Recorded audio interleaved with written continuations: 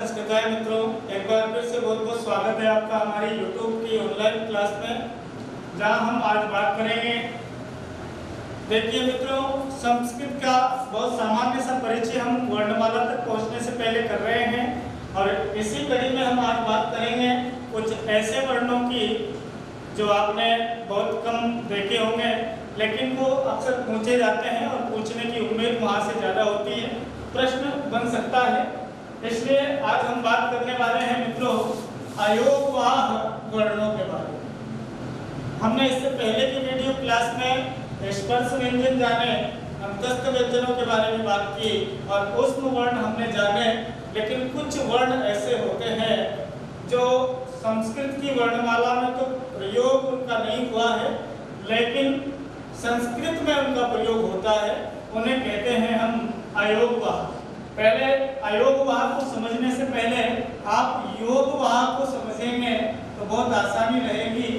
योगवाह माने जुड़कर वहन करने वाले, जो वर्ण संस्कृत की वर्णमाला में जुड़े हैं, जिनकी गिनती वर्णमाला में हुई है और उनका प्रयोग किया जाता है, वो तो है योगवाह। और जिन वर्णों का प्रयोग संस्कृत की वर्ण मात्रिका में, माहेश्वरी सूत्र में या फिर यूं कहें कि प्रत्याहार सूत्रों में जिनका प्रयोग नहीं हुआ है, वो सब होते हैं अयोगवाह। लिखा भी है कि जिन वर्णों को संस्कृत की वर्णमाला में नहीं गिना गया किंतु उनका प्रयोग किया जाता है, अयोगवाह कहलाते हैं। अयोगवाह कहलाते हैं। तो ऐसे अयोगवाह वर्णों की संख्या होती है मित्रों 4। कितनी? 4। पूछा जाएगा प्रश्न कि अयोगवाह वर्ण कितने होते हैं, तो आपको 4 लिखना चाहिए। पहले अयोगवाह वर्ण की चर्चा करते हैं तो उसे हम कहेंगे अनुस्वार। क्या कहेंगे? अनुस्वार। आपने देखा होगा मित्रों, कभी ऐसे देखा होगा कम, खम, ऐसा देखा होगा। तो ये जो क के ऊपर आप अनुस्वार रूपी बिंदु देख पा रहे हैं, इसका प्रयोग तो संस्कृत की वर्णमाला में नहीं हुआ है, लेकिन ऐसा आपको देखने को मिलेगा क्योंकि यह अयोगवाह। क्या है? अयोगवाह है। दूसरा है विसर्ग। आपने वर्णों के पीछे ऐसे देखा होगा राम है, तो ये जो चिन्ह है, जो संकेत है, ये विसर्ग का चिन्ह है, लेकिन इसका प्रयोग वर्णमाला में नहीं हुआ है, प्रयोग इसमें किया जाता है। तीसरा वर्ण है जिहा मूल्यम और चौथा है उपद्यमानीय। अब बात करेंगे इनका अलग अलग से इनके विस्तार की, तो हम पहले एक बार पुनः देख लेते हैं।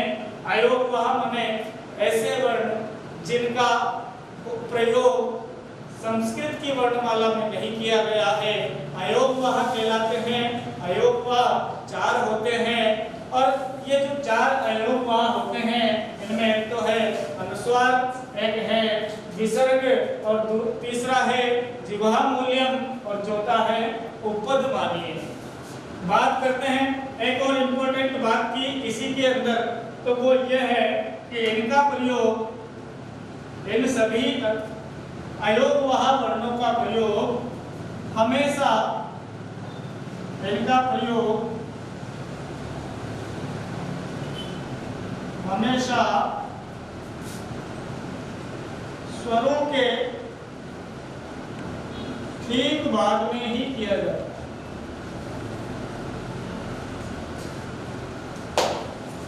इनका प्रयोग हमेशा स्वरों के बाद में होता है। आप देखेंगे तो जैसे आप देखेंगे मित्रों, राम है, ये शब्द है और इसके पीछे लगा हुआ है विसर्ग। हमने लाइन लिखी है कि इनका प्रयोग हमेशा स्वरों के ठीक बाद में किया जाता है।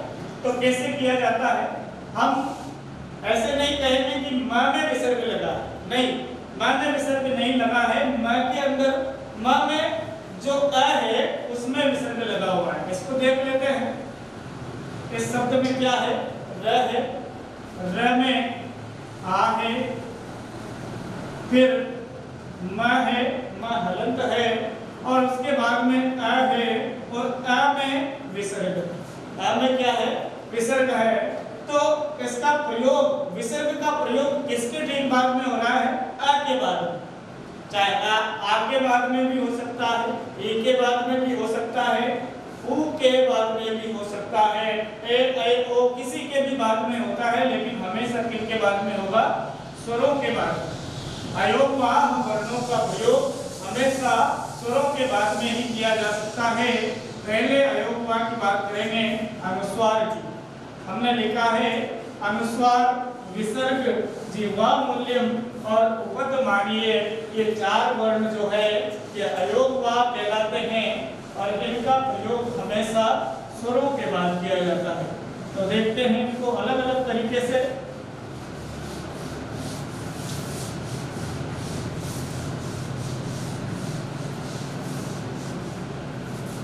सबसे पहले बात करते हैं मित्रों अनुस्वार। अनुस्वार का जो चिन्ह होता है वो ऐसा होता है। अनुस्वार का जो चिन्ह होता है वो इस तरीके का होता है। और अनुस्वार का उदाहरण हम देखेंगे तो हम देख सकते हैं कृष्णम, बालकम, हरिम, रामम। ये सब जो बिंदु रूपी अनुस्वार दिखाई दे रहा है ये अनुस्वार का चिन्ह है, लेकिन ऐसा प्रयोग आपको संस्कृत की वर्णमाला ऐ उण ऋ लिट एवोच में आपको नहीं मिलेगा, इसीलिए ये अयोग हुआ। और ये हमेशा जुड़ते कब हैं? स्वरों के बाद। किसके बाद में? स्वरों के ठीक पहले जुड़ते हैं, ठीक बाद में जुड़ते हैं। स्वरों के हमेशा ठीक बाद में जुड़ते हैं। जैसे आप इसको अलग अलग करेंगे तो आपको पता चलेगा कि ये कहाँ लगे हैं। जनरली तो हम कह सकते हैं कि ये न में अनुस्वार लगा है, लेकिन न में जो अ है उसके ऊपर ये अनुस्वार लगा है। बालकः में क में अ है, उसके ऊपर अनुस्वार है। ठीक वैसे ही रामम में अ है, म के अंदर अ है और अ में फिर अनुस्वार है। हरिम में ई है और ई के ऊपर अनुस्वार लगा है। तो ऐसा उदाहरण है, ये किसका उदाहरण है? अनुस्वार का। दूसरी हम बात करें विसर्ग। विसर्ग का चिन्ह ऐसा, 2 बिंदु जब किसी वर्ण के बाद में दिखाई पड़े तो उसे विसर्ग कहते हैं। जैसे आपने देखा होगा बालक है, राम है, कृष्ण है आदि। हरि भी लिख सकते हैं, हरि, गुरु, कुछ भी। तो बालिका में जो क है उसका के अंदर अ है और फिर आपको विसर्ग, आपका ये विसर्ग है। और कृष्णम में भी ठीक ऐसा ही है। तो हमेशा इनका प्रयोग स्वरों के बाद में किया जाता है। ये अनुस्वार के उदाहरण है और ये विसर्ग के उदाहरण। अनुस्वार भी एक ही होता है, विसर्ग भी एक ही होता है, जिह्वा मूल्यम और उपधमानीय भी एक ही होता है। 2 को हमने समझ लिया। अब बात करते हैं मित्रों तीसरे अयोगवाह वर्णों की। तीसरा अयोगवाह वर्ण जो है वो है जिह्वा मूलीय। जिह्वा मूलीय और जिह्वा मूलीय जो होता है हमेशा क और ख, 2 वर्ण है क और ख के। क और ख के, क और ख के पहले अर्ध विसर्ग के समान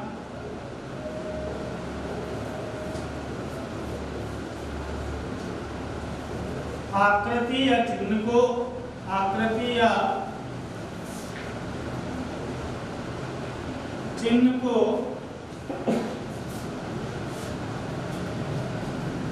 जिह्वा मूलीय कहा जाता है।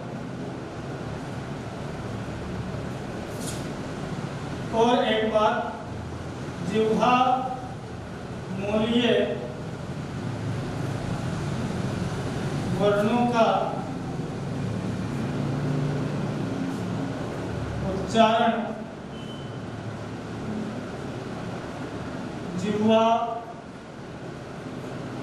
मूल माना जाता है, मूल होता है।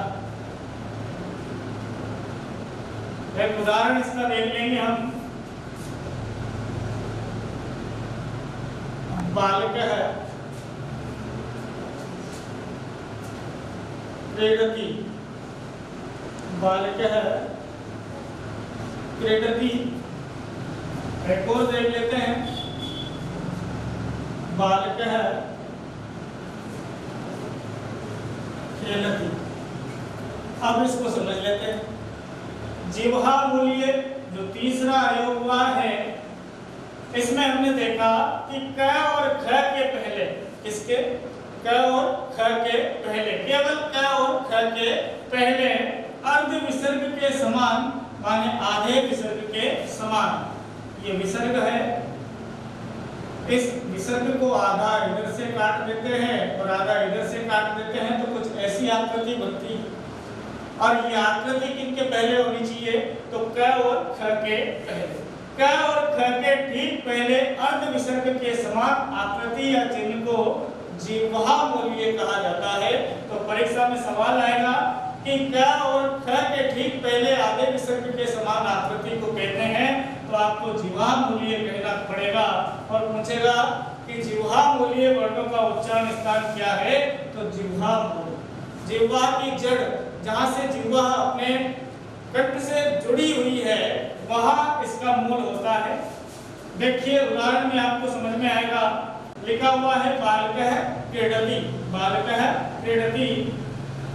तो बालक है के बाद में ये विसर्ग था, बालक है के बाद में क्या था, विसर्ग था। लेकिन इसके ठीक बाद में क आ रहा है। क्या आ रहा है, क और ख के पहले ये अगर आता है तो फिर ये आधा विसर्ग हो जाता है, विकल्प से आधा विसर्ग हो जाता है, या तो विसर्ग ही रहता है या फिर आधा विसर्ग हो जाता है।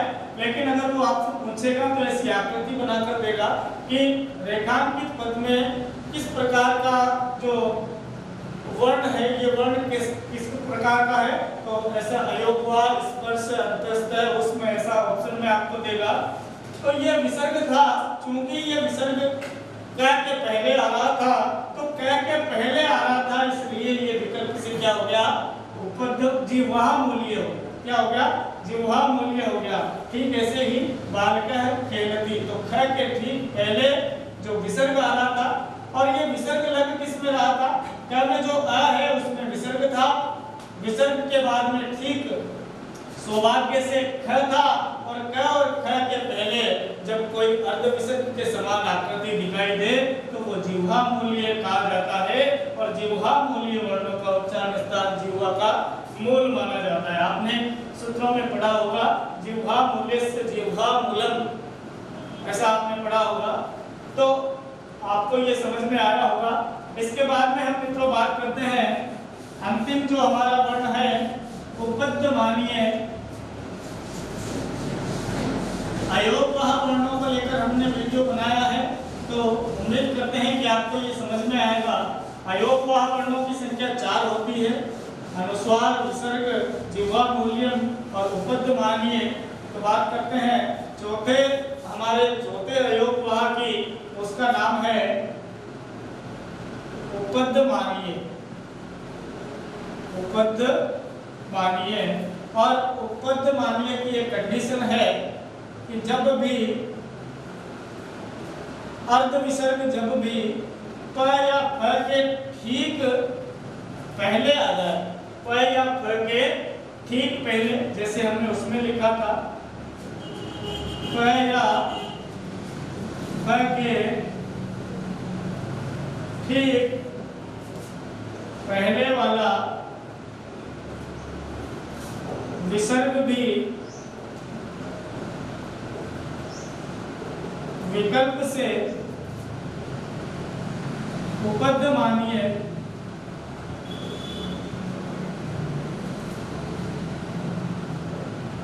कहलाता है।